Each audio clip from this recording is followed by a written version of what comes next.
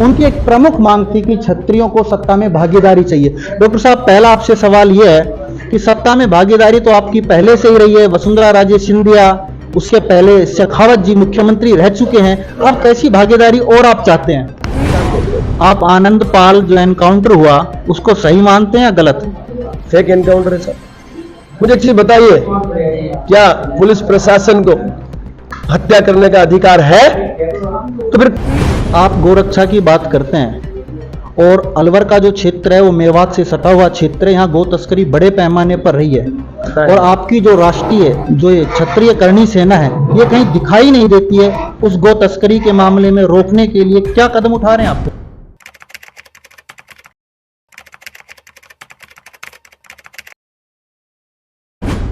राजस्थान में जैसे जैसे चुनाव नजदीक आते जा रहे हैं वैसे वैसे विभिन्न संगठनों की मांग बढ़ती जा रही है।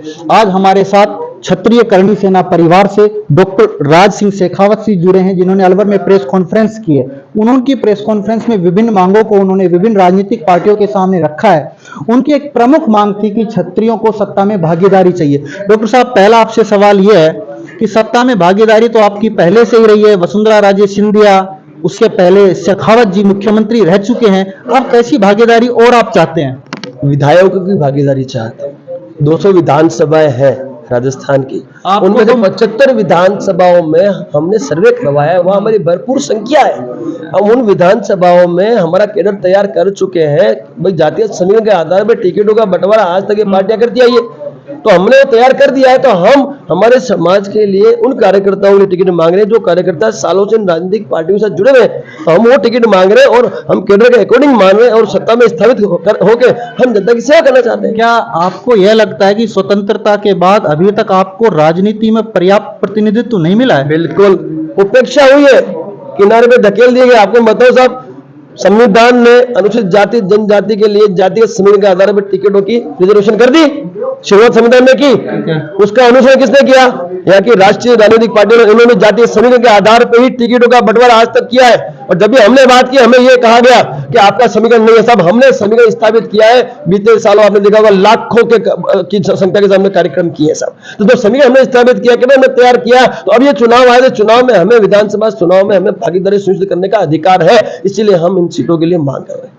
अच्छा, आपकी एक जो मांग है वो जनसंख्या नियंत्रण की भी आपके मांग पत्र में, जबकि यह जो मांग है वो तो राष्ट्रीय केंद्र सरकार की मांग है, आप उसको इस मांग पत्र में राजस्थान सरकार के समक्ष कैसे रख रहे हैं? ऐसा है, इस मांग पत्र में 27 सूत्री मांग है, उनमें प्रादेशिक और राष्ट्रीय मांगे सम्मिलित है।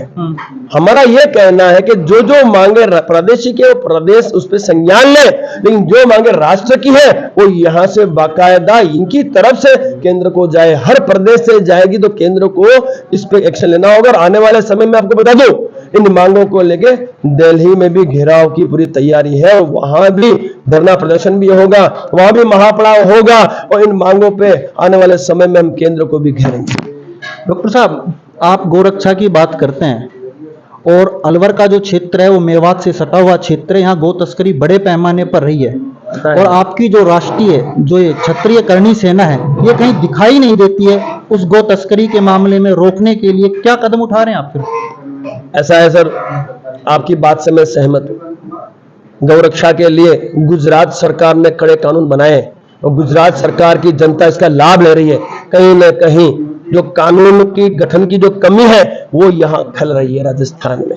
हम जड़ की बात कर रहे हैं। हम गौ तस्करों को रोकने के लिए ऐसे कानून चाहते हैं कि उस कानून के तहत गौ रक्षक ऐसी घटना को अंजाम देने के लिए लाख बार सोचे। साहब, करना है तो युद्ध स्तर पे काम करो।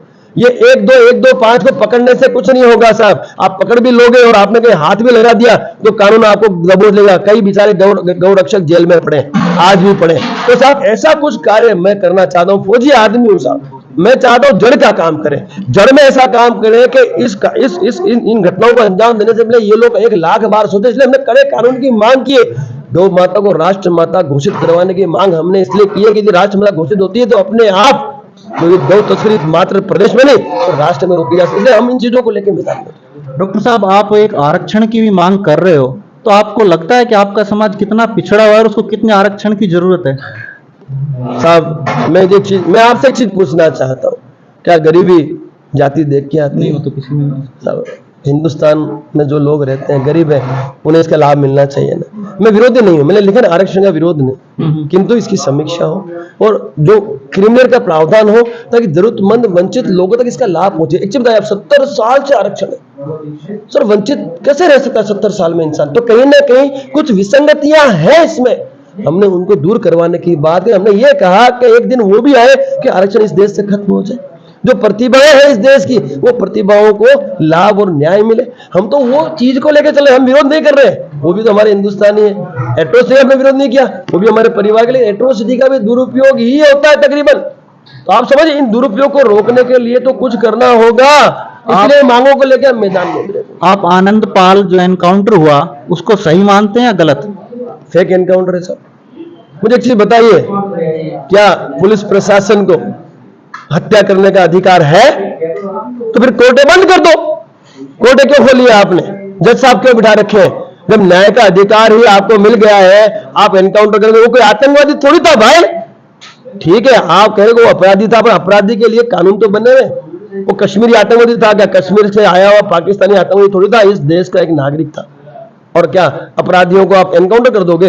इसलिए मैं कहना चाहता हूं कि एक फेक एनकाउंटर था और उसकी सीबीआई की हमने मांग की थी, और ये देखे कितना बड़ा दुर्भाग्य है, उसकी तो मांग हुई नहीं, उसकी तो मांग हमारी, उसमें तो कोई न्याय मिला नहीं।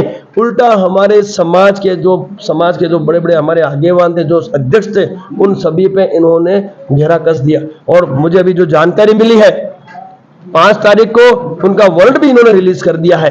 तो मैं ये मांग भी इसमें सम्मिलित कर चुका हूं और उन्हें न्याय टोटल 75 सीटों की मांग कर रहे हैं, इसमें से कोई डिसाइड किया है कि इतनी सीटें हम भाजपा से मांग रहे हैं, इतनी सीटें आप कांग्रेस से मांग रहे हैं? सर मैं क्यों पार्टी की बात करूं? जो भी राष्ट्रीय पार्टी मेरे समाज को ज्यादा से ज्यादा प्रतिनिधित्व देगी, उस पार्टी को खुले आम समर्थन की बात तो कर रहा हूं मैं। अच्छा, एक अभी आप कह रहे हैं कि 8 अक्टूबर को आपका महाघेराव होगा, वहां पर माप पड़ा होगा, और इस बीच यदि आचार संहिता लग जाती है, और क्योंकि चुनाव में बहुत कम समय बचा है, तो फिर आपकी क्या रणनीति रहेगी? क्या फर्क पड़ता है साहब? क्या आचार संहिता के बाद कार्यक्रम नहीं होते? मांग पत्र कैसे पूरा होगा? अरे कैसे नहीं होगा सर? ये पार्टियां, आप एक सोचिए, ये पार्टियां जब भी चुनाव लड़ती है तो उनका जो मैनिफेस्टो होता है वो शो नहीं करती क्या? जिन पार्टियों को इन मांगों पे सहमति दर्ज करने की इच्छा होगी, वो आएगी ना मंच पे, क्यों नहीं आएगी? क्या वोट नहीं चाहिए क्या उनको? डॉक्टर साहब, आप विधानसभा घेराव की बात करते हैं, अगर आप राजनीतिक पार्टी के कार्यालयों को घेरें, क्योंकि टिकटें तो वहीं से मिलती है, तो कैसा रहेगा? सर वही तो मैं प्लान कर रहा हूँ। आप समझिए, विधानसभा में सब राजनीतिक पार्टियों के जो पक्ष है, प्रतिपक्ष के जो भी मेन है, वो विराजते हैं वहीं बैठते हैं। तो जब मैं तो सेंट्रलाइज एरिया पकड़ रहा हूँ, मैं एक अलग अलग जगह जाके क्यों पढ़ूं? मैं वहीं जाना चाहता हूँ जहां पे ये सारे एक साथ बैठते हैं। तो इनमें से कोई तो हमारी इन मांगों पे सहमति दर्ज करेगा, नहीं करेगा तो जवाब हमारी भाषा में देना आता है। जिस भाषा में जिसको जवाब चाहिए उस दिन तैयारी से उतरने साहब। फौजी आदमी हूं साहब, मैं कोई मांग पत्र देने नहीं जा रहा हूं, मैं उस पर चर्चा के लिए बैठने जा रहा हूं। प्रतिनिधि मंडल से मैं बैठकर चर्चा करूंगा और सहमति दर्ज होगी तो चलूंगा, बाकी मैं जवाब देने की भी तैयारी के साथ रहूंगा। आपने फौज में कितने साल देश की सेवा की है? सर मैंने 13 साल बीएसएफ में अपना दायित्व निभाया है, उसमें 8 साल में कश्मीर में अपना दायित्व निभा चुका हूं। और उस वक्त निभाया जब आतंकवाद चरम सीमा पे था, लेकिन हमारा जो एक धर्म था जब देश की रक्षा का, तो 100% उसमें हमारा योगदान दिया। हाल ही में सरकार ने, केंद्र सरकार ने फौज की भर्ती में अग्निवीर योजना लागू की है, तो उसके किस नजरिए से देखेंगे फिर आप? बहुत अच्छा निर्णय है सर, इतना अच्छा निर्णय है कि आने वाले समय भविष्य में ये देश हर एक युवा सुरक्षित कर लेगा। आप सोचिए इजराइल के अंदर क्या होता है, घर का प्रत्येक व्यक्ति आर्मी की ट्रेनिंग लेता है सर। तो ये एक बहुत अच्छा कदम उठाया है सरकार ने, मैं तो सैल्यूट करूंगा कि जिसने भी प्लान दिया है, इसमें सब आर्थिक सहायता भी मिल रही है। और जब 4 साल के बाद ये युवा जब आए, जो जवान जब आएगा, तो उसके लिए भविष्य सुनिश्चित है। इतनी सारी इंडस्ट्रीज है अपने भारतवर्ष में। आप सेवानिवृत्त होकर आए, अब आपको पेंशन तो मिल रही होगी? नहीं, पेंशन को मैंने तो 13 साल में छोड़ा था, मुझे पेंशन ही नहीं, लेकिन सब पेंशन ही सब कुछ नहीं होता है। वहां पे जब वो आ रहे हैं तो उनको एक हेफ्टी अमाउंट भी मिल रहा है, तनख्वाह भी मिल रही है, और साथ ही ट्रेंड भी हो रहे हैं। देखो सब ये निर्णय, सब कभी कभी देश हित की भी सोचनी चाहिए, हमेशा अपना अपना मत सोचो। सब अपना अपना सोच के तो ये हालत कर दी हमने देश की। हम सोचेंगे देश की कि 4 साल में यदि हमारा युवा ट्रेंड होकर बाहर आता है, तो आने वाले 50 सालों के अंदर हमारा पूरा भारतवर्ष ट्रेंड हो जाएगा। और जो आवश्यकता पड़ेगी देश की सीमा रक्षा के लिए, सारे सीमा पे मिल सकते हैं और हमारे देश की रक्षा कर सकते हैं। एक आखिरी सवाल है, ये जो आपका कल्चर है, पहनावा है, ये कितना आप सुटेबल मानते हैं इनको? साहब मैं एक चीज बताऊं आपको, जब से ये कल्चर मैंने अपनाया साहब, मुझे इस देश के जनता ने भी इस कल्चर को स्वीकार किया, मेरे पहना को स्वीकार किया है, और किसी ने कभी इस चीज़ की आपत्ति दर्ज नहीं की, क्योंकि वो जानते हैं कि ये साफा है, ये दाढ़ी है, ये मूछें हैं, ये कान की बालियां हैं, और ये जो ऑर्नामेंट्स हैं ये ऐतिहासिक है सर। आप देखिए, इतिहास उठा के देखिए, हमारे राजा महाराजा, हमारे युवराज थे, मैं बता रहा हूँ, मैं उनका ये पहनावा था सर, हमारा राजपूताना था, ये हम लोगों ने इस तरह से जिंदगी जी है। तो अब हमें हमारी संस्कृति, हमारे कल्चर को क्यों छोड़ दें साहब? आप देखिए, आप कहीं इसके अंदर वेस्टर्न दिख रहा है आपको? यहाँ सबका सब भारतीय। मैं तो ये चाहता हूँ कि हमारी जो महिलाएं पहनती है सर, सर क्या बात करते हैं उनका, वो परिधान में जब आप देखें तो उनका एक अलग एक चमक है उनके अंदर साहब। तो जब हमारे परिधान में इतनी चमक है, हमारे जो संस्कृति में इतनी चमक है, तो हम उसको क्यों ना भारतवर्ष और पूरे विश्व में फैलाएं। तो मैं पूरे विश्व में ऐसे ही घूमता हूँ साहब।